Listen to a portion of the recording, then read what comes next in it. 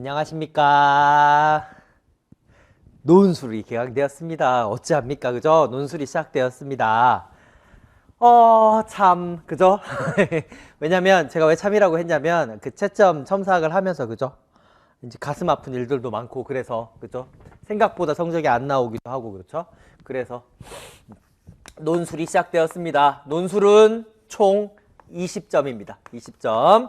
그래서 지금 첫 번째 시간에서는 논술의 전반적인 사항들을 다룰 것이고요. 그래서 근데 선생님들 입장에서 이렇게 생각할 수도 있어요. 초수라면 그쵸? 처음에는 그래도 조금 몇 개 좀 적게 써봤다가 마치 코메니우스의 쉬운 것에서부터 복잡한, 그러니까 어려운 것으로 이렇게 가듯이 이렇게 순차적으로 공부하는 것이 더 좋지 않겠습니까? 라고 생각할 수 있는데요.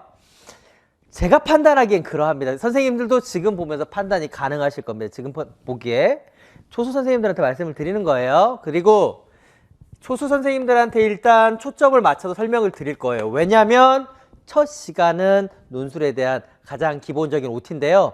문제는 제대로라고 표현하기 그렇고 어쨌든 재수 선생님이라고 할지라도 아직 논술이 어떤 방식으로 채점이 되고 있으며, 그쵸? 어떤 방식으로 채점이 되고 있으며 또 어떤 것들이 포인트인지를 잘 몰라서 자꾸 성적이 점수가 나가요 하는 선생님들도 위해서도 첫 수업을 진행해 보도록 하겠습니다. 일단 초수 선생님들을 위해서 일단 그 1페이지부터 보도록 할게요. 1페이지부터 1주차 기초논술. 그래서 이론적 설명이 필요하냐? 그닥 필요 없습니다. 왜 그러냐라는 질문에 대해서는 오늘 2021년 문제를 제물 삼아서 이걸들을 통해서 2021년 문제를 제물 삼는 거예요. 그러니까 2021년 문제를 통해서 그래서 뭐를 제물을 삼을까? 왜냐하면 채점이 된 게 있긴 해야 되거든요. 그래서 채점이 된 게 지금 아마 19추 20, 21 이렇게 있단 말이에요. 이렇게 있는데 그래도 21년 걸 해야 되는 게 왜냐하면 재수쌤들은 지금 다 이거 시험을 봤단 말이에요. 근데 보고 난 걸 또 보는 거는 그냥 복귀의 의미밖에 없거든요. 그래서 2021년도 것은 첨삭을 이미 올려주신 선생님들 중에서 52부를 첨삭을 했습니다. 52부를 첨삭을 했는데 물론 선생님들 입장에서 그렇게 생각할 수도 있어요. 프린트물이 뭐 이렇게 많냐라고 생각할 수 있어요. 그러니까 저도 입장에서 한 30분만 또는 20분만 첨삭을 하면 저도 좋고 선생님도 좋고 다 좋아요. 근데 왜 그랬냐면 이건 진짜 이건 좀 이따 말씀드릴게요. 자, 그러면 일단 초수 재수 선생님들을 위해서 첫 번째 장을 보도록 할게요. 요 정도 이론만 알면 된다는 것들을 어떻게 증명을 해보이겠습니다. 오늘 한 1시간 반 정도가 남았는데요. 해보도록 하겠습니다. 원래 1시간인데 오늘 조금 길게 갈 것 같아서 그렇게 말씀을 드린 겁니다. 첫 시간이라서. 자, 4번 보세요. 4번. 첫 페이지에 4번 보시면 빈 답안지에도 성명과 수험 번호를 기재 표기한다. 그러면서 답안지를 순서대로 정리하여 이면을 모두 제출하시오. 왜 말씀드리냐면 이 4번은요.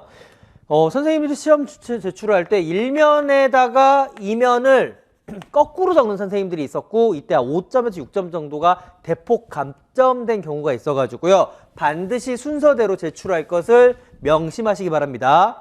열심히 공부해갖고 20점 만점이 나올 논술을 썼음에도 불구하고 앞뒤 페이지가 바뀌어서 성적이 날아가면 어때요? 많이 슬프겠죠. 4번 주의하십시오. 4번. 5번 검은색 필기고 됐고요. 8번. 자, 초수 선생님들은 하위 문항의 번호가 뭘까라는 생각이 들 거예요. 그래서 하위 번호의 문항 또는 기호와 함께 답안을 작성하시오. 문항의 내용은 필요한 경우에만 일부 활용하여 작성하시오. 이렇게 되어 있어요. 이게 뭘까를 이따 설명을 또 드릴게요. 8번 설명 드려야 되고. 됐고. 그 다음에 9번. 답안의 특정 부분을 강조하기 위한 밑줄, 기호 이런 것들은 못 써요. 강조하기 위해서 막 밑줄 긋고 여기 좀 봐달라고 막 이렇게 하는 건 안 돼요. 근데 뭐는 가능합니까? 교정부호 사용은 가능합니다. 그 다음에 10번 뭡니까? 요구한 가지수까지만. 세개 적으라고 하면 3개 적지 막 혼자 많이 적겠다고. 왜냐면 예전에는 원고지라 가지고 분량 제한이 있었는데 분량 제한이 없다는 이유만으로 막 많이 적어봐야 우리는 앞에 있는 것만 채점하겠다 이런 뜻입니다. 그 다음 11번. 원고지 작성법이 있긴 하지만 그냥 이렇게 긋고 위에 적으세요. 이렇게 하는 거예요. 긋고 적으세요. 근데 단지 수정 테이프와 수정액을 사용할 수 없으며 이걸 사용한 부분은 채점하지 않습니다. 그래서 14번은 채점하지 않는 부분입니다. 다반란 이외의 공간에 작성한 부분 식별 불가능. 봤는데 너무 악필이라서 도저히 이걸 식별이 불가능해. 그죠? 글자가 그죠? 그다음 연필로 작성한 거. 그다음에 수정 테이프. 이거 왜 그래요? 좀 이렇게 빼기거나 뭐 이렇게 한 사람들이 이제 고치면 어떡하냐 이거죠. 나중에. 그다음에 개인정보 노출했을 땐 다 채점하지 않습니다. 그다음에 8번은 이따 설명드릴 거고 쭉 간 다음에 이번에는 2페이지랑 3페이지를 쫙 펼 수 있게 만들었어요. 그죠? 그러니까 저는 이면으로 뽑으셔도 상관은 없는데 저는 그렇게 만약에 좀 이렇게 커피 한 잔 값 정도를 아낄 수 있는 그 정도라면 저라면 일면 출력을 권장을 합니다. 왜냐면 제가 생각하는 경제적 효과는 그래요. 나중에 좀 더 많은 것들을 합격해서 얻어내면 된다라고 직접 사고방식이 차이니까. 근데 저는 그렇게 추천을 드리기 때문에 이것들이 일면으로 이렇게 한 거예요. 그래서 딱 펼쳤을 때 약간 그런 디자인도 저는 고려를 하거든요. 쫙 펼쳤을 때 좌우를 한 면에 볼 수 있게 내가 만들어야지 라고 하면서 편집을 하는 거예요. 그랬을 때 어떤 문제가 나오는지를 볼게요. 2003년도 문제부터 보도록 하겠습니다. 자, 2003년도 문제를 봤더니 옛날 문제네요. 그쵸? 학습 부진에 대한, 그러니까 옛날 문제는 뭐가 많아요? 교육 과정에 대한 것들이 많습니다. 교육 과정. 그래서 학습 부진의 개념, 그죠? 그 다음에 조기 특기 교육, 그러니까 그 당시 어떤 유명했었던. 그래서 그 기출문제도 2005년도 보면은 조기 영어 교육에 대한 것들이 막 나왔었잖아요. 교육과정 2005년도 문제에도. 그러니까 이게 그때는 핫 이슈였어요. 핫 이슈. 그 다음에 2004년도에 유아교육법이 제정이 되었고, 그리고 2004년 유아교육법 제정에 대한 것들. 그쵸?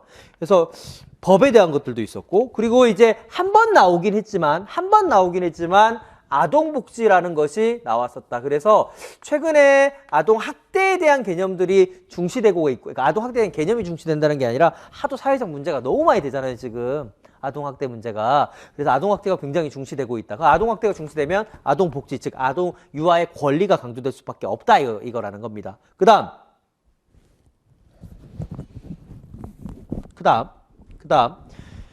2007년도 문제 보시면 유치원 교육의 본질적 특성을 제시하고 본질에 부합하는 수행하는 장애가 되는 요인을 써라 하는 옛날 문제고요. 그다음 2008년도 교수학습 원리가 나온 적도 있고요. 학습지 사용의 문제. 그래서 과거의 문제들을 보면 다 그거네요. 막 학습 부진, 학습지 사용하면 어떻게 할 거냐. 그다음 조기 영어 교육, 조기 특기 교육하면 어떻게 할 거냐. 그다음 유아의 권리, 교육이란 무엇이고, 유아교육법이란 무엇이고, 이런 문제들. 그리고 2009년도에 가니까 드디어 장학이 한번 출제가 되긴 합니다. 자기 장학이. 그렇죠? 그 다음에 2010년도에 가니까 혼합 연령 종일반도 출제가 되었습니다. 출제가 되었고, 그 다음에 2011년도부터 가니까 이제 새로운 패러다임이 나오는데 이제 드디어 장학이 중점적으로 출제가 되기 시작합니다.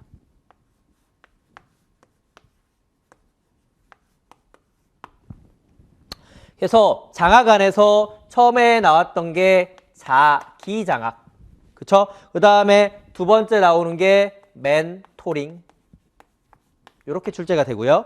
그 다음에 그러니까 이제부터 교사론이에요. 교사론. 어떻게 보면 이게 교사론이죠. 교사론에서. 그리고 부모교육이 반복적으로 출제가 되는데요. 교사론에서 성숙주의, 교사, 신념에 대해서 나옵니다. 그쵸? 그쵸? 이제 우리 문제로 가까워지고 드디어 그 다음 페이지부터가 뭐예요? 이게 옛날 문제예요. 그죠? 옛날 문제.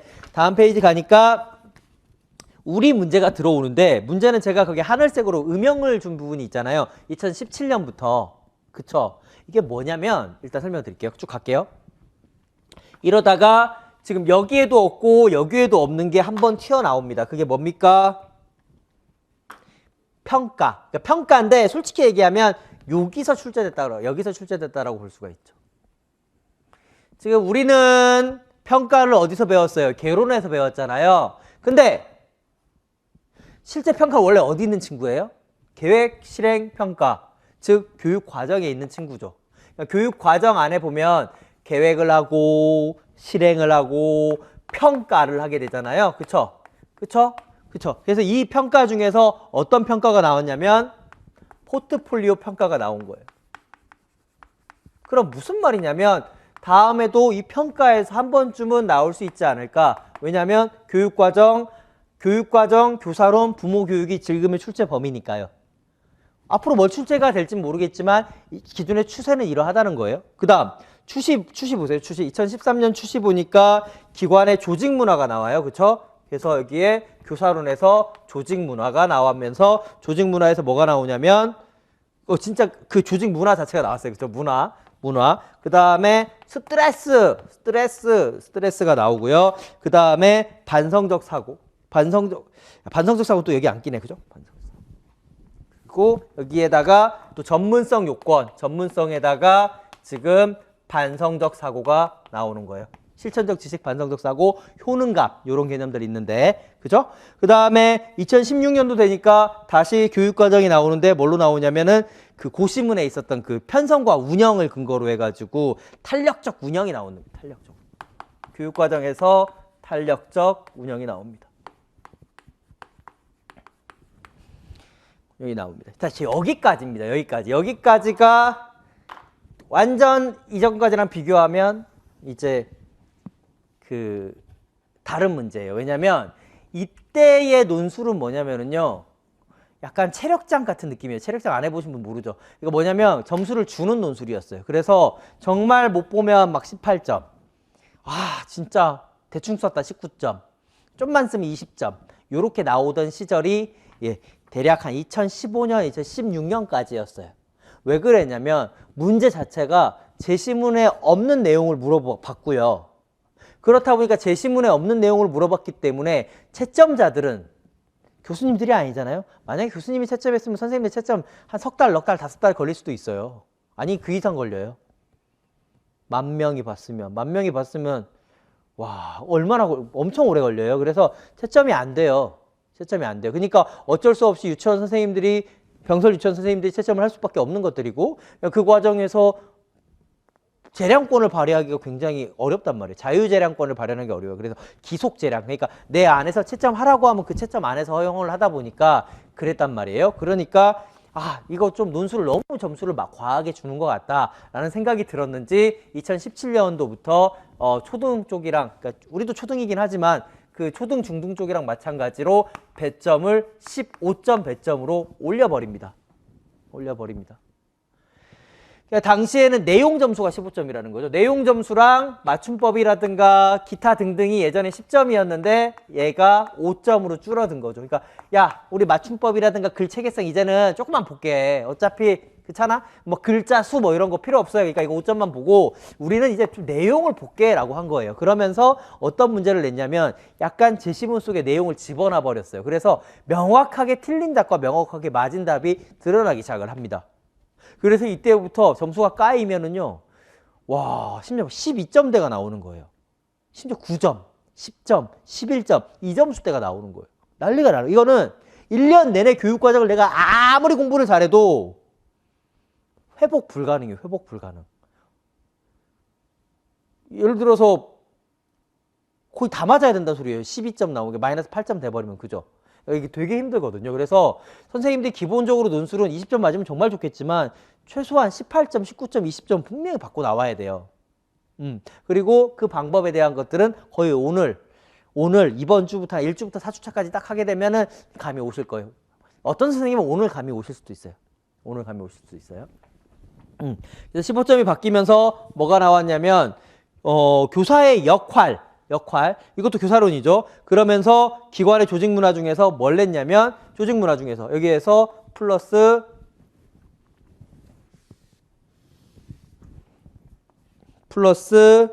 역할 갈등이 나와요.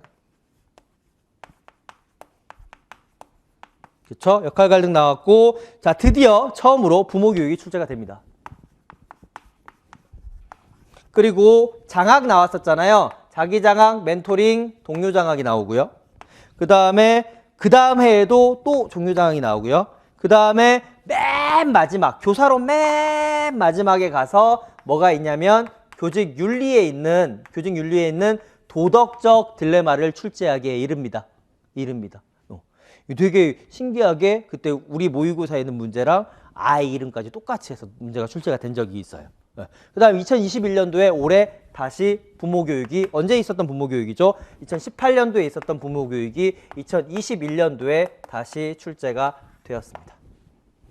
요런 추세가 됩니다. 그러면 지금 과목은 뭐가 있어요? 부모교육. 그 다음 여기서 출제가 지금 제일 많이 되는 건 뭐예요? 교사론. 1등 교사론. 그 다음에 아동복지 못 버려 되는 게 이유가 뭐예요? 한번 출제가 된 적이 있기 때문에 아동권리협약 쪽에 있었던 아동의 권리, 무차별, 그 다음 뭐 발달, 참여 뭐 이런 것들 기억해 두셔야 될 거고요. 그 다음에 교육과정이 이제 중요할 수밖에 없잖아요. 왜? 올해 나올 수도 있었잖아요. 사실은. 그죠? 왜요? 2019 개정 누리 과정이잖아요. 그쵸? 보통 교육과정이 이렇게 개정이 되면 한 번씩 이렇게 짚어주는데, 그죠? 이번에 안 나왔단 말이에요. 그죠? 그러면은 이 교육과정에서 예전에 나왔던 게 뭐예요? 교수학습의 방법이라든가, 그쵸? 아니면 편성 운영해서 된다거나, 아니면은, 평가 부분이 다시 건드려질 수도 있고, 또는 해시리에서 나올 수가 있어요. 해시리에서. 그래서 해시리 문제를 내가 3문제가 넥문제가 냈었던 것 같아요. 그렇죠? 그래서 그것도 드릴 거예요. 그거는 이제 진도별 모의고사 할 때 드릴 건데요. 해시리 문제 쪽으로 해서도 풀어봐야 될 것 같아요. 해시리 쪽으로. 그래서 해시리 쪽으로 해서 2019 개정 누리과정으로도 풀어볼 것이고, 그리고 평가 쪽으로 가가지고 다양한 평가에서 나올 수 있어요. 뭐 예를 들어 일화기록법을 뭐 잘못했다거나 이렇게도 출제가 가능할 것이고요. 그 다음에 교사론 보니까 어때요? 장학에서 계속 출제가 또 될 수도 있을 것이고, 앞에 신념, 조직, 전문성, 교직윤리 안 낸 게 뭐가 있어요? 자아효능감이라든가 어떤 실천적 지식이라든가 그 다음에 중간중간에 뭐 심리적 소진 뭐 이런 부분들도 출제가 가능하겠죠. 근데 뭐 문제를 보시면 아시겠지만 어떤 전공 지식을 묻는다기보다는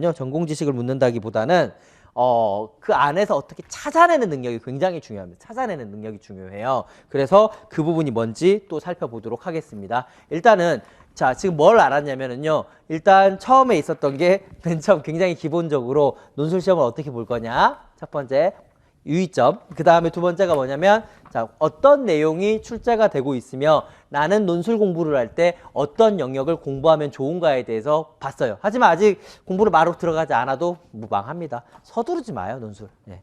서두르지 마시고요. 다음 어떤 내용인지 알고 나서 논술 공부를 하셔도 괜찮습니다. 지금 시간 괜찮습니다. 네. 다음 페이지. 우리가 좀 빨리 시작하는 편일걸요? 아마, 그죠? 물론 더 빨리 시작하는 팀도 있겠지만 괜찮습니다. 자, 3번 가기가 2021년도, 그러니까 올해 처음으로 변경된 사항이 있어요. 뭐냐면 올해 처음, 그러니까 작년이 처음. 그래서 올해가 2회차가 보게 되는 게 뭐냐면 원고지가 사라졌습니다. 이거는 희소식일까요? 나쁜 소식, 그죠? 이거는 근데 좋아요. 괜찮아요. 왜냐면 이거는 제가 볼 때는 왜 바꿨냐 생각이 드냐면 출제가 용이하게 하기 위한 거예요. 그래서 저도 출제하기 되게 편해요. 예전에는 1200자에 맞춰서 출제하는 게 너무 힘들었거든요. 그래서 예전에는 첨삭이 어떻게 가해졌냐면 그 1200자 안에 이렇게 딱 써야 되거든요. 그래서 어떻게 1200자 안에 축약해서 집어넣느냐가 굉장히 중요했는데 지금은 이런 글자 수가 제한이 풀렸기 때문에요. 상관이 없어요. 그리고 분량에 대해서 배점하지 않는다 그랬잖아요. 진짜 배점 안 했어요. 이번에. 배점 안 했어요. 그래서 많이 쓴 사람은 점수가 많고 조금 쓴 사람은 점수가 적고 이게 아니라 키워드가 들어갔냐 안 들어갔냐를 보지 장황하게 길게 썼다 해서 점수를 주진 않았더라고요. 짤막하게 딱 컴팩트하게 빵 하면 다 채점이 되는 거예요. 어떤 점이 달라졌나 볼까요? 예전에는 답안 작성 유의사항 보세요. 예전에는 1100자 이하, 1200자 초과 이랬는데 지금은 그냥 2매 안에 쓰면 돼요. 그리고 몇 글자인지도 몰라 솔직히 얘기해서 막 적으니까. 그죠? 크게 적으면 조금밖에 못 적을 거고 작게 적으면 더 많이 적을 수가 있겠지만 답안지가 너무 많아요. 솔직히 얘기하면. 왜냐하면 지금 중등이랑 똑같은데 중등은 교육학이란 말이에요. 거기는. 그래서 쓸 게 굉장히 많은데 우린 그렇게 쓸 수 있는 게 별로 없어요. 예. 그래서 그렇게 많이 채우진 못하실 거예요. 아마. 예. 근데 문제는 그래도 20점이 나왔다라는 겁니다. 약속을 지키셨습니다. 교육과정평가원님께서. 그죠? 자, 볼게요. 배점 보세요. 배점. 예전에 논술의 체계가 글의 논리적 체계성. 배점 보세요. 배점. 왼쪽에 2020학년도 보시면 논리적 체계성이 3점. 논리적 체계성이 뭐냐면 주관적 판단은 못해요. 어차피 자유재량이 아니니까. 그러니까 체계성 보는 건 뭐냐면 서론, 본론, 결론이 있냐 이거예요. 그죠? 서론, 본론, 결론이 있냐. 요거 세 개, 요게 세 개가 있냐. 요것밖에 더 보지. 그 다음에 정말 선생님이 정말 형편없이, 그러니까 진짜 누가 봐도 이거는, 그치? 이거 뭐 인과관계라든가 이런 것들이 진짜 너무 조잡스럽다. 너무 조잡스럽다. 그러니까 이건 뭐냐면 그 국어교육학과라든가 국어국문학과에 있는 교열 전문가가 보는 그런 전문가의 관점이 아니라 일반적인 일반인, 정말 일반인이. 왜냐면 우리 일반인이에요. 아무리 뭐 병설 유치원 선생님이 아무리 뭐 공문을 많이 쓰고 백날 청날 맨날 써봐요. 그렇다고 우리는 그 사람을 이런 교열 전문가라고 부르진 않아요. 그쵸? 글쓰기 전문가라고 부르진 않아요. 그런 식으로 따르면 서울시청에 있는 공무원들은 다 글쓰기 전문가가 되게요. 말도 안 되는 소리죠. 그게 무슨 말이냐면 글쓰기 전문가가 아니라서요. 띄어쓰기라든가 맞춤법 이런 것들을 잘 몰라요. 솔직히 얘기해서. 비하한다고요? 아니에요. 저도 몰라요. 어? 니도 모르는데 논술을 가르친다고? 아, 그게 아니라 국어교육학과 정도로 모른다고요. 제가 예전에 국가고시 들어갔을 때 박사 교열팀이라는 게 들어가요. 그래서 국어국문학과 교열팀에서 팀이 있어요. 다 박사예요. 다 박사예요. 다 박사인데 문제는 뭐냐? 우리도 박사예요. 우리도 박사예요. 거기 들어간 사람들 다 박사고 여기도 박사고 막 박사 과정, 박사 막 다 섞여 있어요. 막 섞여 있어요. 근데 회의를 딱 했단 말이에요. 교열팀에서 뭐라고 하는지 교열팀의 수장이 딱 일어나가지고 하더라고요. 그래서 여러분들 로서와 로서는 선생님들이 구별할 수 없으니 별로 신경 쓰지 말고 그냥 갖고 오세요. 저희가 고쳐드리겠습니다. 이래요. 다 박사들인데. 무슨 말이냐면 정말 전문적인 부분은 우리가 몰라요. 이분들은 진짜 여기에 타고난 사람들이고, 아니, 타고난 사람들이 아니라 엄청 이것만 하는 사람들이고. 그러니까 이런 글쓰기 전문가는 안 된다고요. 그러니까 이분들은 진짜 맞춤법 하나하나 다 본단 말이에요. 근데 우리는 거기까지 몰라요. 솔직히 얘기해서. 그래서 맞춤법도 어마어마하게 틀리지 않은 이상은 서로 몰라. 서로 비전문가가 가지고 사실 되게 디테일한 맞춤법들이 있는데 진짜 심각하게 틀린 거. 일반인이 봐도 이거는 맞춤법이 진짜 심하다. 뭐가 나아졌다는데 자꾸 낫는데 뭐 이렇게 한다거나 뭐 이런 것들이 아니면은 크게 감점되지 않습니다. 맞춤법은. 그러니까 일반적으로. 그래서 체계성은 이렇게 가고요. 그 다음에 원고지 작성법이 있었는데 삭제가 되죠. 왜? 원고지가 사라졌으니까. 그쵸? 그래서 맞춤법이 2점이 됩니다. 그래서 이제 맞춤법이 2점이 되는데 이 맞춤법이 선생님들이 생각하는 것처럼 어마어마한 거라기보다도 누가 봐도, 그러니까 선생님들 보면 누가 봐도 틀리는 맞춤법이 있긴 해요. 이렇게 되면 심각해지는 거예요. 그러면 이건 뭐냐면 걱정을 되는 거예요. 채점하면서. 그쵸? 채점하면서 걱정이 되고 그러면 감점될 수 있어요. 맞춤법에서도. 그죠? 그래서 내가 너무 심하게 맞춤법이 틀린다. 그쵸? 그러면 내가 어떻게 하는지 알려드릴게요. 그거는. 됐습니다. 그 다음에 2019학년도 이거는 뭐냐면 응시사항 8번, 아까 8번 이따 설명드린다고 했었잖아요. 그 8번에 대한 설명입니다. 설명. 예전에는요, 교직논술 8번이 뭐라고 되어 있었냐면 답안지에 문제는 기재하지 마세요. 이렇게 적혔어요. 그죠? 근데 이게 거짓말 유의사항이었어요. 왜냐면 문제를 기재하지 마세요. 그랬는데 문제를 기재하지 않으면 문제를 풀 수가 없어요. 그리고 교육과정에서도 뭐라고 되어 있었냐면 일자로 옮겨 적지 말고 이랬는데 문제가 무슨 문제가 있냐면 찾아 쓰시오. 옮겨 적어야 되잖아요. 일절 쓰지 말래매. 그러니까 이게 법이 현실 상황하고 이제 상충되게 된 거예요. 그래서 그것들을 바꿨을 뿐입니다. 바꾸면서 뭐라고 했냐면 단서 조항이 중요해요. 필요한 경우에는 활용하세요. 그러니까 완화된 거예요. 엄격해진 거예요. 완화된 거예요. 예전에는 일절 옮겨 쓰지 마세요 이랬잖아요. 근데 지금은 뭐예요? 필요하면 옮겨 쓰시든가요. 많이 옮겨 쓰세요 이거예요. 이렇게 바뀌었어요. 이거 옮겨 쓰라는 얘기예요, 선생님. 옮겨 써도 된다는 얘기입니다. 옮겨 써도 된다는 거. 단서 조항이 있잖아요. 예. 그리고 앞에 할 때요. 하위 문항의 해당 번호 등을 작성할 수 있다라고 했어요. 그래서 앞에 하위 번항, 만약에 1번 이렇게 해서 2번 논점, 3번 논점, 그리고 1번 논점에 1번, 2번, 3번 이렇게 적을 수 있다라고 얘기를 했습니다. 자, 지금 뭐냐면 논술임을 포기한 거예요. 우리는 서답식 문제입니다. 서술식 문제입니다. 라고 공언한 거예요. 누가 글에다가 1, 2, 3 동그라미 1, 2, 3을 누가 답니까? 누가 방갈로 1번은 누가 달아요? 뭐예요? 채점 편하게 하겠다 이거예요. 채점 편하게 하겠다. 그래서 그때 선생님들이 2019년도에 우왕 하고 들고 일어났어요. 왜냐면 시험 직전에 이걸 공부했거든요. 그래갖고 뭐 하는 짓이냐 막 이러면서 와 막 이렇게 막 어떻게 하겠다는 거냐 도대체 해가지고 혼돈의 세계가 있었어요. 2019년 그때 혼돈의 세계가 있었는데 그래서 얼른 대답을 합니다. 평가원에서 그거 아니라고요. 괜찮다고요. 막 이러면서 하면서 했던 게 방갈로 2번이요. 방갈로 2번의 맨 끝번째 보면 밑줄 그은 것만 볼게요. 실상에 부합하도록 변경한 거다. 또 좋아진 거 아니겠습니까? 이 얘기예요. 그 다음에 방갈로 3번에 보시면 두 번째 대시 보시면 이제는 문제의 문두나 문항 내용 중 필요한 내용을 인용하여 답안을 작성하는 것이 유의사항에 저촉되지 않습니다. 뭐예요? 갖다 컨트롤 C, 컨트롤 V 해도 괜찮습니다. 이거예요. 옮겨 적어도 된다고요. 그리고 옮겨 적은 사람들이 20점을 줬고요. 안 옮겨 적고 이걸 막 바꾼 선생님들은 12점, 13점으로 가는 거예요. 그 다음에 갈게요. 그 다음 밑에 세 번째 대시 보니까 이런 것들을 표시해서 명확하게 보여줄 수도 있다. 그쵸? 근데 그 방갈로 4번 바로 위에 보세요. 뭐냐면 선생님들이 그럼 꼭 이걸 작성해야 됩니까? 그러니까 한국교육과정평가원에서 뭐라고 얘기했냐면 아니 하던 대로 하세요. 이거 쓰기 싫으면 첫째, 둘째 적으세요. 이렇게 얘기한 거예요. 그래서 선생님들은 요렇게 하셔도 되고 첫째, 둘째 가셔도 되고 편한 대로 하시면 됩니다. 그건 상관이 없습니다. 근데 뭐 요런 것 때문에 무슨 뭐 요게 채점이 되고 안 되고 다 하더라고요. 말도 안 되는 소리예요. 그래서 뭘 적어도 상관이 없고요. 충분히 다 허용이 됩니다. 중요한 건 이게 아니에요, 선생님. 이게 뭐 첫째, 둘째, 셋째니 방갈로 1번, 2번, 3번이니 동그라미 1, 2, 3이니 요거는 선생님 편한 대로 내가 요게 좀 더 편하다. 요게 좀 더 나는 글을 작성하기가 편하다 하는 방식대로만 하시면 됩니다. 아무런 문제가 될 게 없습니다. 아무런 문제가 될 게 없습니다.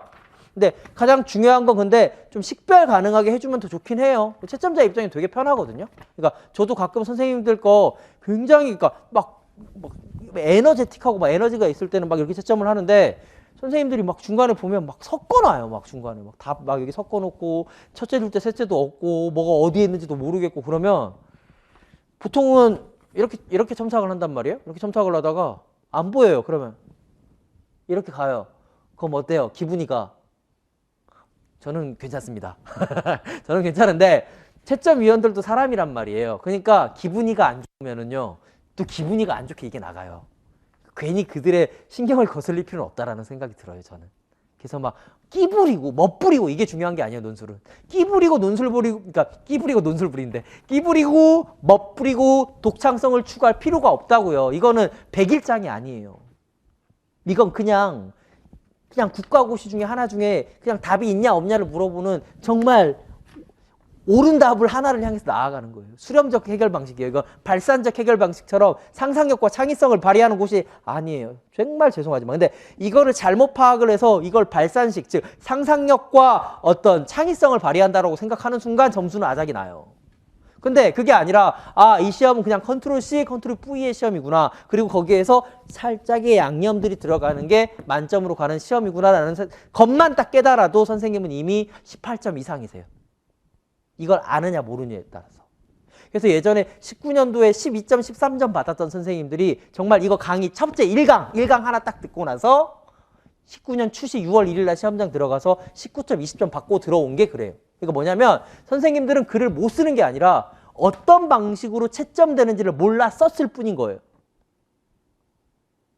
그쵸? 한 번도 역추적을 노량진에서 해본 적이 없거든. 그 누구도. 그쵸? 그래서 근데 문제는 역추적을 해봤더니 어때요? 이게 채점이 됐었구나. 이게 채점이 되지 않았었구나. 이걸 알게 되는 거예요. 그쵸? 이렇게 가는 거예요. 자, 그 다음에 그래서 막 그런 어떤 근거 자료가 있는 상태에서 뭔가를 얘기해야 되지. 막 자꾸 뭐 이걸 하면 채점이 되네, 이걸 하면 채점이 안 되네 하면서 카드라 하는 거 이런 거 아니라 그 논리적 근거를 갖고 오라. 뭐 이러니까 얘기를 하는 게 좋아요. 그리고 말도 안 되는 소리예요. 만약에 이렇게 이건 채점을 되고 이건 채점 안 되게 하거나 이건 채점 되고 이건 채점 안 되게 하는 사람이 있으면 잡아와야 돼요. 진짜 우리 바로 고소 들어가갖고 손해배상 다 해야 돼요. 그 사람은 불법이에요. 그거는 그잖아요. 재량권 일탈이잖아요. 그 사람한테 누구한테 누가 그런 자유재량을 줬단 말입니까? 대한민국의 국민들이. 그거는 법령 위반이에요. 그 사람 그러한 권한을 갖고 있지 않아요. 가져서도 안 되고요. 기분에 따라서 뭐에 따라서 채점을 하는 경우는 없습니다. 물론 주관적으로 어쩔 수 없이 판단에 편견이 개입될 수는 있겠죠. 편견이 개입될 수는 있겠는데 그걸 의도적으로 첫째, 둘째는 어떻고 동그라미 1, 2, 3은 어떻고 방갈로 1, 2, 3은 어떻고 이렇게 한다면 그거는 바로 이제 고소 들어가야죠. 그거는 말도 안 되는 얘기예요. 말도 안 되는 얘기. 그거는 걱정하지 않으셔도 됩니다. 그 다음에 5번 몇 가지 중요 질문에 대한 설명. 요건 그냥 한번 읽어보시면 될 것 같습니다. 다음 페이지. 원고지 작성법에 없대매요. 없는데요. 그렇다고 해서 문장 부호가 사라진 건 아니지 않습니까? 자, 보세요. 1페이지 가시면 일반적인 글쓰기 교정 부호는 사용이 가능합니다. 9번에 가니까, 그죠? 9번에 가니까 교정 부호 사용은 가능하다며요. 근데 솔직히 얘기해서 교정 부호 몰라도 돼요. 그냥 이거 하면 돼요. 두 줄 긋는 거 하면 돼요. 그리고 진짜 원래 시험이요. 글자가 예쁘면 점수를 많이 주고, 그쵸? 글자가 예쁘면 점수를 많이 주고, 글씨가 나쁘면 마이너스가 된다. 또 이렇게 가르치기도 해요. 노량진에서. 그래요. 뭐 일은 뭐 잘못된 말은 아닙니다. 그러니까 예쁘게 쓸 수 있으면 예쁘게 쓰는 게 좋습니다. 왜냐하면 편견을 내 주관적, 이거 관찰자 내 신뢰도죠. 관찰자 내 신뢰도를 자극할 수도 있고 그 사람의 어떤 것들을 어떤 심리적인 영향을 받을 수가 있겠죠. 근데 만약에 선생님이 채점자가 이제 되실 거잖아요. 무슨 소리냐고요?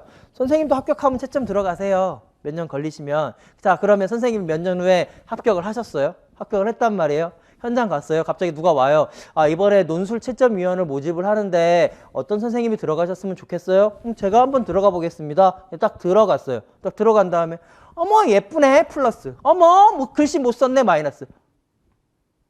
집에 오면서 무슨 생각이 들겠어요? 이 사람들은 지금 인생을 바친 사람들이에요.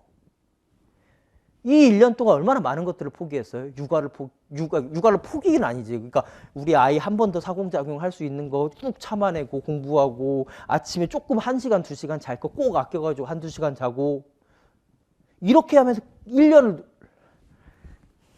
노력을 한 사람들인데 글자 예쁘게 쓴 거랑 안 쓰게 한 걸로 해서 채점을 하면 아니 됩니다. 아니 됩니다. 나는 이렇게 수업 얘기만 하면 울컥해가지고. 그래서 그 다음에 그래서 이제 교정부호를 보는데, 그러니까 근데 예쁘게 쓰면 좋긴 하겠죠. 어떤 편견. 근데 바쁘니까 예쁘게 못 쓰는 거죠. 나도 천천히 쓰면 예쁘게 쓸 수 있는데, 그죠? 그래서 최대한 좀 그래도 개요도 작성 빨리 하고 해서 예쁘게 쓰려고 노력을 하시면 됩니다. 자, 간 비우기와 줄 바꾸기. 선생님 이거 있잖아요. 선생님 딴에는 시험장 들어가면 그렇게 할 겁니다. 근데 저는 업로드 할 때 첫 칸을 붙여 쓰겠습니다. 이게 만약에 이게 그 업로드 파일이 있단 말이에요. 업로드 파일이 있어요. 파일 꼭 그 파일에 해야 첨삭이 합니다. 그 파일에 안 하면 첨삭 안 해드려요. 파일이 있단 말이에요. 파일이 있고 파일이 있는데 이 파일 안에 한글 파일이잖아요. 한글 파일인데 선생님들 중에 보면 앞에 안 띄고 막 붙여 쓰는 선생님들이 있어요. 그럼 그 선생님들 생각은 이거겠지. 어차피 시험장 가서 할 건데 막 이거. 근데 문제는 뭐냐면 제가 약간 강박이 있어요. 그래갖고 띨린 게 있으면 무조건 고쳐드려야 되거든요. 그럼 내가 맨날 붙여 있으면 맨날 띈단 말이에요. 근데 이게 시간이 들어요, 선생님. 저 좀 살려주세요. 살려주세요. 저 이런 거 보면 막 부들부들 돼갖고 막 건드려야 된단 말이에요. 맞춤법 잘못된 거 있으면 내가 건드려야 돼. 속이 편한 사람이라 가지고 약간 이런 부분에 강박이 있어가지고 제발 띄워주세요. 제발 띄워주세요. 제발 띄워주세요. 그 다음에 단락이 바뀌었어요. 단락이 바뀌었다는 게 뭐예요? 서론이 끝났어요. 서론 한 칸 띄웠죠. 그 다음 본론 시작해요. 한 칸 띄고 본론 들어가고 1번 논점 끝났어요. 1번 논점 끝났어요. 2번 논점 들어갈게요. 또 한 칸 띄어요. 그쵸? 다시 엔터 쳐요. 엔터 쳐요. 2번 들어갔어요. 2번 논점 끝났어요. 엔터 쳐요. 3번 문장 들어갔어요. 3번 끝나면 어때? 엔터 쳐요. 그럼 결론이에요. 그쵸? 좀 해주세요. 이거 귀찮겠지만 한 칸만 띄워주세요. 예? 안 띄우면 끝까지 교정부 집어넣을 거예요. 띄움 하라고. 그래서 원고지 수정법은 사실은 띄움표 정도만 알아도 될 것 같고요. 정 안 되면 고침표. 근데 우리는 고침표 안 하고 이렇게 두 줄 그어도 된다라고 얘기했잖아요. 그 다음 붙임표. 그 다음에 나머지는 선생님들 보셔도 상관없을 것 같아요. 그리고 기타 원고지 수정법. 띄움표를 했는데 또 지우고. 이게 너무 지저분해질 것 같아요. 그렇죠? 부호 넣음표 뭐 이런 게 있어요. 참고로 보시라고 드렸습니다. 그래서 교정부를 아예 안 알려드릴 수도 없는 거고. 요 정도까지. 그 다음에 이걸 적용했을 때가 다음 페이지에 있습니다. 다음 페이지에 있는 것들을 보시면 이런 게 있구나라고 되어 있는데 근데 줄을 이을 때 하는 그건 웬만하면 안 했으면 좋겠어요. 이거 되게 지저분해지거든요. 예, 되게. 솔직히 얘기하면 지저분해도 채점을 해야지. 제가 예전에 되게 그 말이 되게 그 인상 깊었던 게 예전에 채점평 쓴 걸 본 적이 있거든요.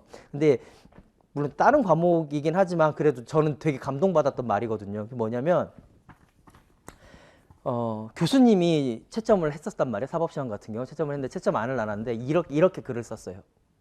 나는 그대들의 수험생의 마음을 너무 잘 안다. 나도 굉장히 오랜 동안 그러니까 교수님이 장수생이었던 거지. 교수님이 장수하시고 결국 사법시험 떨어지고 교수님이 되신 거야. 그러니까 자기는 그 수험생 한 10년 공부한 그 수험생들의 마음을 너무 잘하는 거예요. 그래서 잘하니까 그 뭐라고 적었냐면 여러분들이 얼마나 이 시험을 위해서 피와 땀이 섞였는지 그리고 글자 하나하나에 선생님들의 노고가 깃들어있는지 너무나 잘 알기 때문에 정말 진짜 돋보기를 갖다 대서라도 당신의 글자를 하나하나를 식별하기 위해서 모든 노력을 총동원했다고. 그래서 그럼에도 불구하고 내가 그 글자를 식별하지 못해서 채점을 못한 경우는 있었지만 그대들의 글씨에 따라서 내가 채점을 높게 하거나 적게 하는 거는 전혀 없다라는 문장을 썼어요. 그러니까 솔직히 이런 거는 그쵸. 맞잖아요, 이게. 그쵸. 글씨 테스트 이게 무슨 서예학원 하는 것도 서예학원도 아니고 그죠? 그래서 그러니까 이걸 써도 어쨌든 채점을 해야 되는데 그래도 우리 어떤 감정적인 게 있기 때문에 이렇게 막 너무 지저분하게 하지 말자 이런 얘기예요. 그 다음 띄어쓰기. 띄어쓰기도 이제 맞춤법의 일종이잖아요. 맞춤법의 일종. 그래서 가볼게요. 첫 번째 땡. 둘 이상의 단어가 모여 하나의 의미를 이룰 때. 좋습니다. 뭐 이거는 괜찮고요. 띄어쓰기는 그냥 보통 띄면 돼요. 띄면은 보통은 맞습니다. 자, 이거 꼭 띄세요. 이거 이 띄고 교사예요. 이거 맨날 붙여 쓰는 선생님들 그냥 안 돼요. 관직명 띄는 거예요. 근데 예전에는 붙여 썼었어요. 왜냐면 원고지 할 때는 이걸 안 띄면 글자 수가 너무 모질라가지고 어쩔 수 없이 붙여 썼던 때가 있어요. 근데 지금은 아니에요. 무조건 띄어요. 이거 자꾸 붙이면은 진짜 그죠? 그 다음에 우정 유치원 무슨 유치원 요것도 띱니다. 그 다음에 차 한 대 띱니다. 뭐뭐 하다 이거 띄리면 요거는 일반인도 요거 맞춤법 띄린 건 잡아냅니다. 다음 페이지.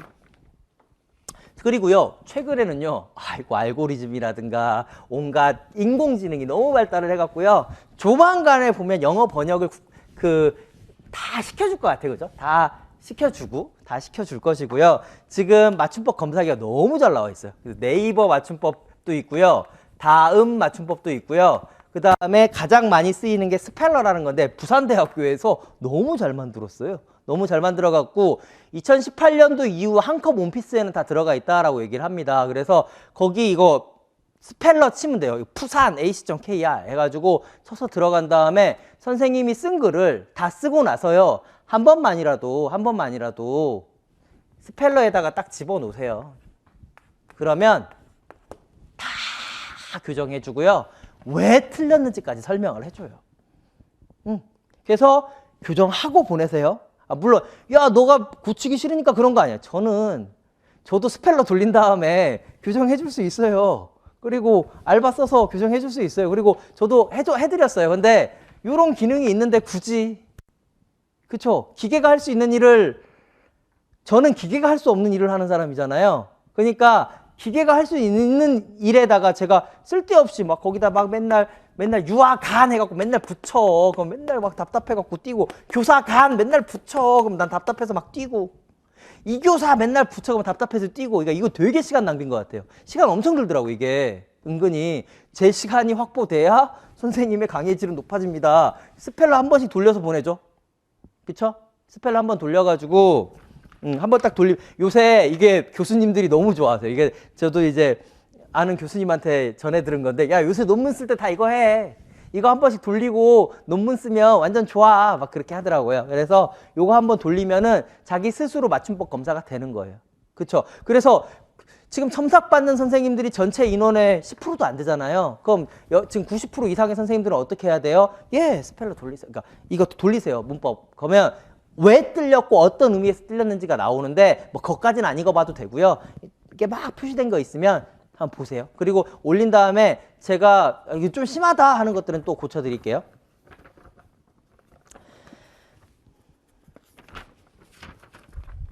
10페이지. 선생님들이 가장 잘 때리는 것들을 모아놨는데요. 1번, 방갈로 1번은 뛸려도 상관없을 것 같아요. 이거는 너무 어려워, 선생님들한테. 그리고 그들도 잘 모를 거예요. 선생님들이 병설 합격한다고 해서 이걸 알겠나? 라는 생각이 좀 들어요. 비하 아니에요. 저도 몰라요. 왜냐면 제가 무슨 맞춤법 뭐 이런 건 아니잖아요. 문해부고 하긴 했고, 저도 공부를 하니까 이제 안 거지. 강의를 하려고 하니까. 그쵸? 근데 제가 만약에 뭐 논술 강의를 안 했다 쳐봐요. 그냥 유치원 교사가 됐다 생각을 해봐요. 이걸 누가 따로 공부합니까? 그죠? 자, 띄어쓰기. 요것도 선생님 참고하세요. 됐고요. 보는, 보다 띄어쓰기. 보조 용언이 들어가는 것들이 있거든요. 보조 용언이 들어가는 게 있는데 요거는 띄는 거예요. 이것도 한번 나중에 읽어보시면 될 것 같고요. 가장 많이 들리는 거 4번. 4번은 좀 해야 됩니다. 4번. 잘하다.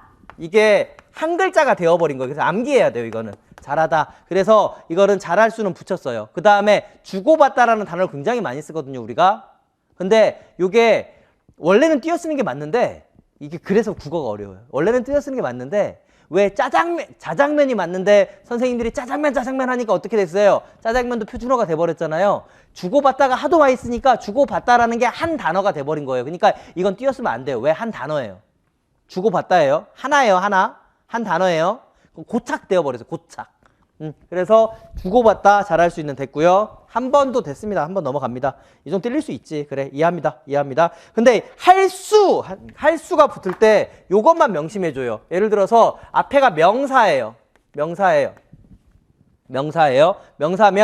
활용이라는 명사잖아요. 명사면 할 수를 붙이는 거예요.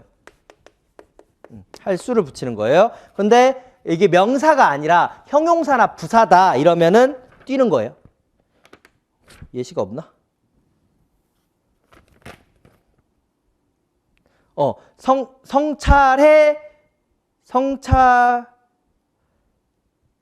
이거 나중에 예시 나오면 말씀드릴게요. 그래서 명사가 나오면 할 수 있다를 붙여 쓰는 거고요. 명사가 아니라 명사. 뭐뭐뭐 할 수 있다. 집에 갑자기 생각하려고 기억이 안 나네. 어쨌든 명사가 아닌 게 나온다. 그러면은 여기를 띱니다. 근데 명사면 붙였어요. 나중에 말씀드릴게요. 그 다음에 다음 페이지. 그 다음에 이다 있잖아요. 이설 서술격 조사 이다. 그러니까 우리나라 말은요. 조사 서술격 조사. 그러니까 조사가 뭐예요? 이, 가, 은, 는. 그죠? 이런 것들을 다 붙였어요. 그러니까 이다도 서술격 조사기 때문에 무조건 붙여 쓰는 건데 이거 틀리면은요 완전 위험해요. 왜냐면 요 정도는 굉장히 기본 오브 더 기본이라 가지고 이거 틀리면 일반인들도 요거는 잡아냅니다. 8번 됐고요. 9번 간, 시 이런 거 좀 동료, 간, 교사, 간 제발 좀 띄워주시기 바랍니다. 됐고요. 자, 여기까지 왔습니다. 여기까지 왔고요. 그러면 이번에는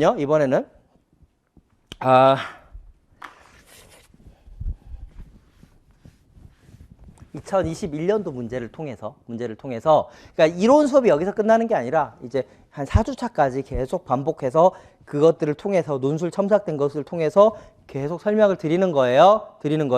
자, 보세요. 1페이지 보니까 논술의 내용이 나와 있어요. 그죠? 그리고 아까 5점은 지금 생략돼 있는 거예요. 5점. 5점이 뭐였어요? 맞춤법이 2점, 논리적 체계가 3점. 그죠? 맞죠?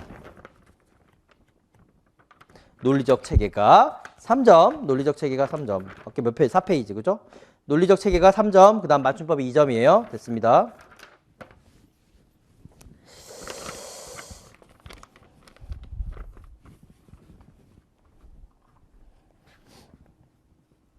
자, 보시면, 우리 초수 선생님들을 위해서요. 자, 보니까 세 문제가 나왔네요. 그죠? 세 문제.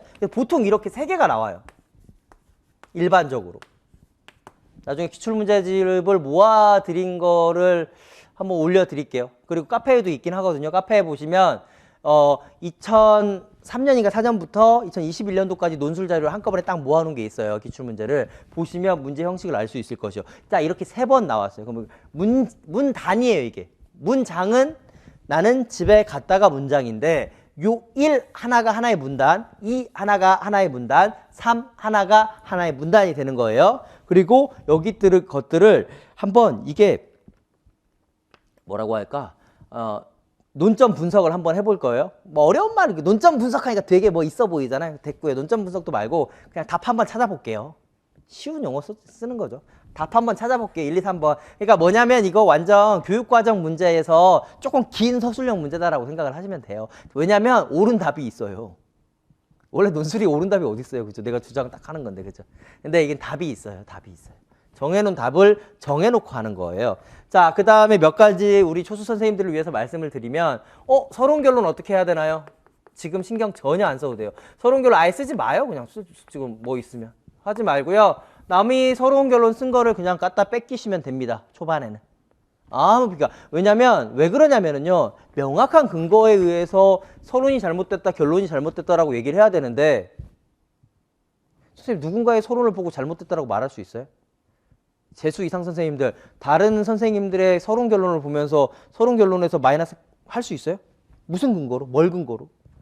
그래서 서론 결론은 어마어마하게 잘못되지 않은 이상은 감점을 할 수가 없어요. 제가 감점을 하려고 굉장히 노력을 해봤거든요. 몇 개 지적은 해요. 너무 심각하다 이런 것들은. 근데 거의 대부분은 지적할 수가 없어요. 중요하다. 그렇기 때문에 논하겠다. 또는 이러이러한 점이 잘못되고 있다. 그러니까 이거에 대해서 논하겠다. 이거예요. 이 정도예요. 서론. 그다음 결론.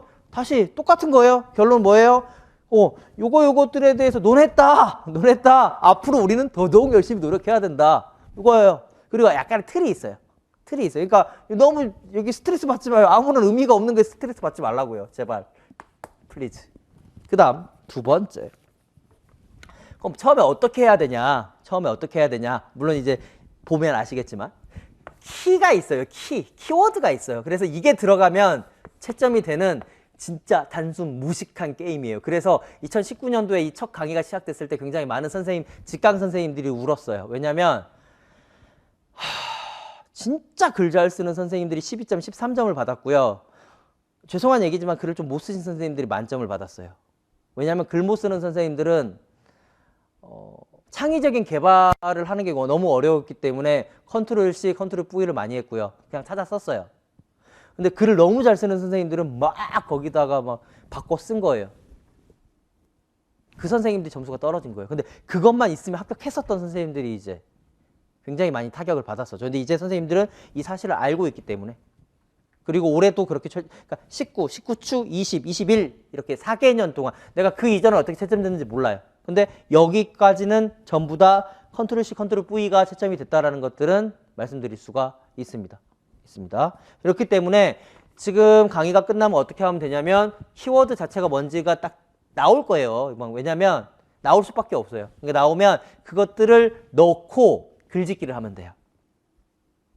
그냥 따라 쓰는 건 진짜 그거는 뭐예요? 기계잖아요. 따라 쓰는 거는 저는 별로 추천을 안 드리고요.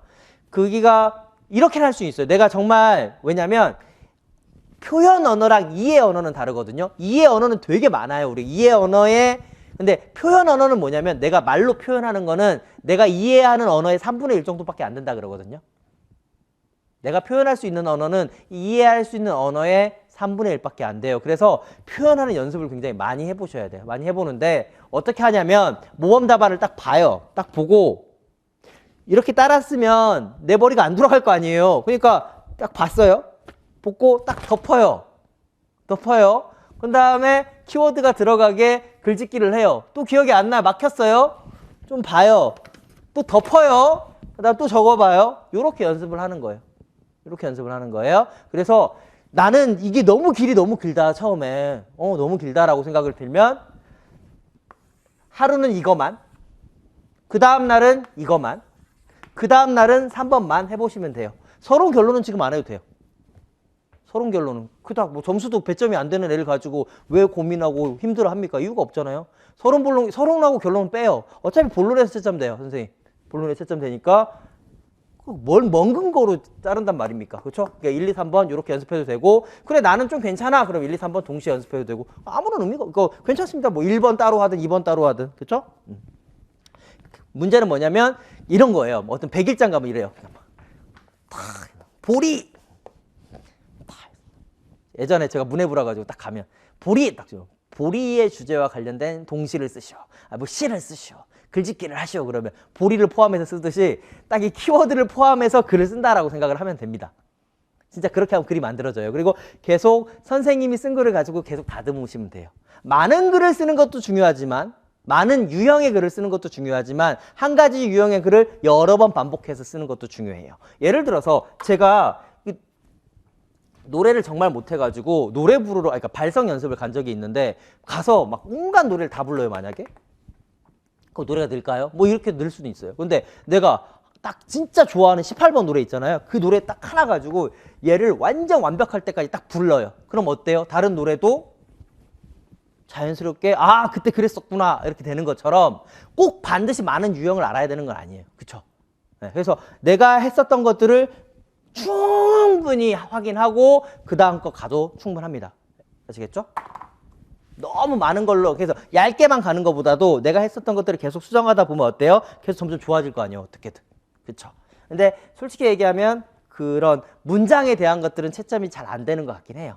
근데 깔끔하면 좋죠. 깔끔하면 좋아요. 그죠? 네. 깔끔하면 좋으니까 이런 연습들을 해두시면 좋습니다. 그 다음에 문제를 분석하는 연습. 사실은 선생님들이 틀리는 가장 중요한 건 뭐냐면 문제 분석이가 뭐냐면 되게 문제 분석하기가 뭐 있어 보이죠? 그냥 잘 읽으라고요. 귀신 씌었다고 말하지 마시고요. 주의 집중력이 없는 거예요. 주의 집중해서 잘 읽으셔야 돼요. 이런 것들 문제 한번 잘 읽어가지고 1년을 다시 한번 해야 된다는 것 자체가 너무 짜증나잖아요. 그죠? 문제 잘 읽는 연습을 하자. 이것도 어마어마한 노력 중에 하나입니다. 수험은 전략입니다. 그 다음에 4번. 4번. 또 뭐 하면 될까요? 4번은 시험 문제가 틀리는 거는요. 시험 문제가 틀리는 건 딱 3개예요. 문제 분석을 잘못했거나 그 다음에 중첩되거나 또는 어떻게 문제 분석이랑 같은 맥락에 있을 수가 있는데 사실 퍼즐이거든요. 이거 퍼즐. 그러니까 예를 들어서 예전에 보면 정서를 찾고 인지적 전문적 지원과 전문적 지원 3개 그 다음에 정서적 지원 3개를 찾아라. 그러면 문제는 뭐냐면 이게 순서대로 안 돼 있어요. 순서대로 돼 있으면 그냥 위에서부터 하나 둘 셋 와 전문 그 다음 줄 하나 둘 셋 와 정서 이렇게 찾으면 되는데 문제는 어떻게 되어 있냐면 시험 문제가 이 안에 위에가 전문 그 다음에 이쪽이 정서 그리고 이 다음에 전문 해서 막 섞여 있어요. 그쵸? 그래서 여기를 짝 맞추기를 잘해야 돼요. 여기에서 약간 단추라는 게 그런 거잖아요. 하나를 잘못 끼우면 어때요? 그 다음 게 연속해서 도미노로 잘못되듯이 이거 하나 틀리잖아요. 그럼 2점씩 날아가요. 그죠? 그래서 이렇게 찾는 연습을 잘해야 된다. 아직은 이게 무슨 말인지 잘 모르실 거예요. 그래서 잠깐 쉬었다가 다음 강의에서 제대로 2021년 거를 분석해 보도록 하겠습니다.